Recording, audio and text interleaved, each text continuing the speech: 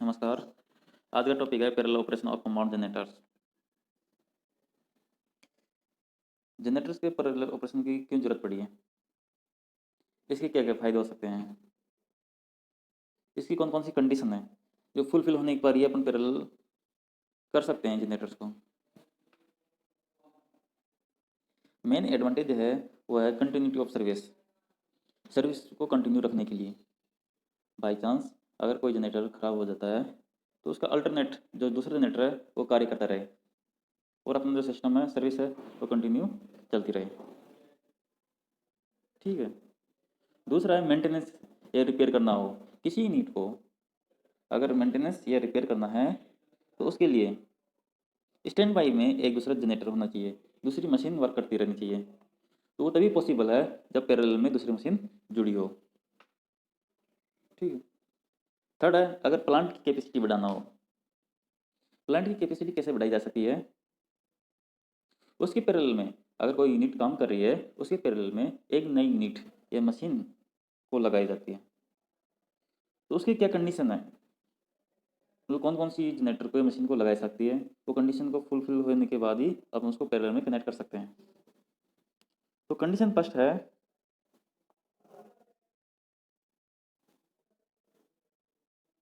Terminal voltage must be same, उसका terminal voltage same होना चाहिए। सेकंड है polarities of generator must be identical, जो जनरेटर की पोलरिटी होती है वो भी आइडेंटिकल होनी चाहिए।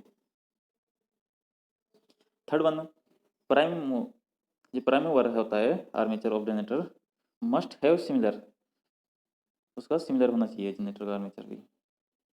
ठीक है। तो यहाँ पर डायग्राम देखते हैं, डायग्राम में जो ऊपर वाली बस बार है वो पॉजिटिव बस बार ले लेते हैं, नेगेटिव वाली नीचे वाली जो बस बार है वो नेगेटिव होती है, ऊपर वाली पॉजिटिव होती है। ठीक है।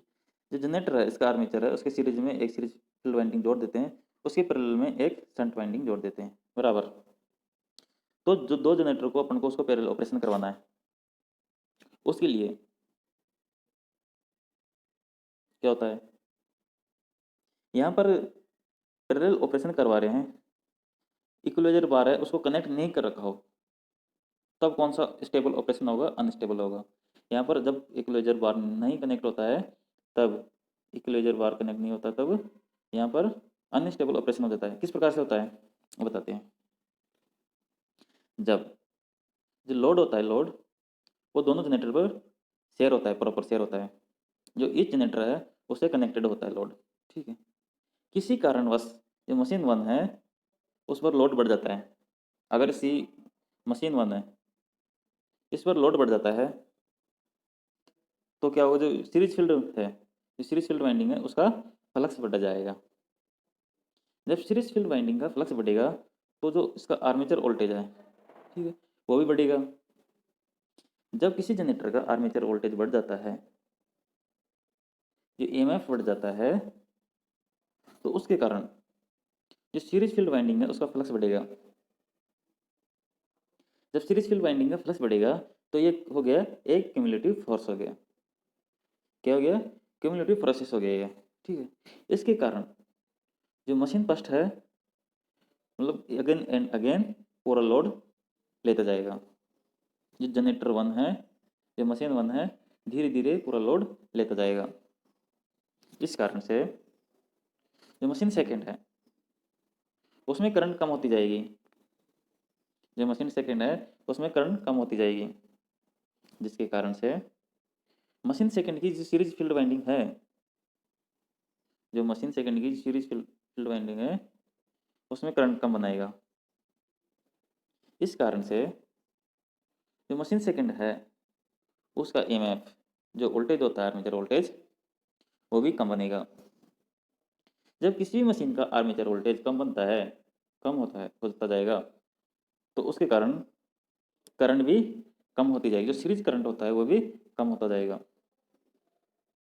इस प्रकार से ये प्रक्रिया अगेन एंड अगेन चलती रहती है। उससे क्या होगा, जो मशीन सेकंड है जो मशीन सेकंड है ये मोटर की तरह कार्य करने लग जाएगा, और जो जनरेटर वन है जो मशीन फर्स्ट है उस पर एंटायर लोड आ जाएगा। जो मशीन सेकंड है जो पूरा लोड ले लेगा और मशीन टू मोटर की तरह कार्य करने लग जाएगी। उस कंडीशन में जो सर्किट ब्रेकर लगा हुआ होता है इसके अंदर वह ऑपरेट होएगा। जब सर्किट ब्रेकर ऑपरेट हो जाएगा तो ये पैरेलल ऑपरेशन को स्टॉप कर देगा। जो अनस्टेबल ऑपरेशन हो रहा है उसको स्टॉप कर देगा।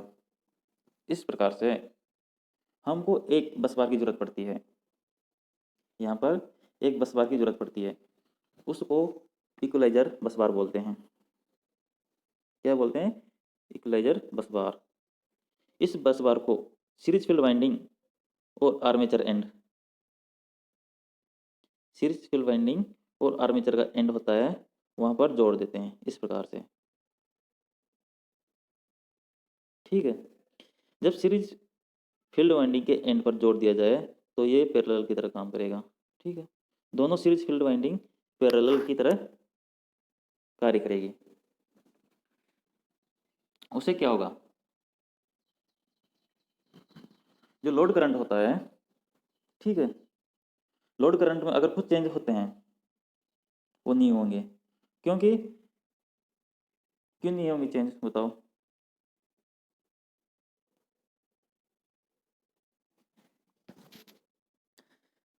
यहाँ पर जब सीरीज फील्ड वाइंडिंग पैरेलल में थी, किसके रेस्पेक्ट में? लोड करंट में। जब लोड करंट के रेस्पेक्ट में पैरेलल में है तो इस कारण से इसके लोड करंट में परिवर्तन नहीं आएगा।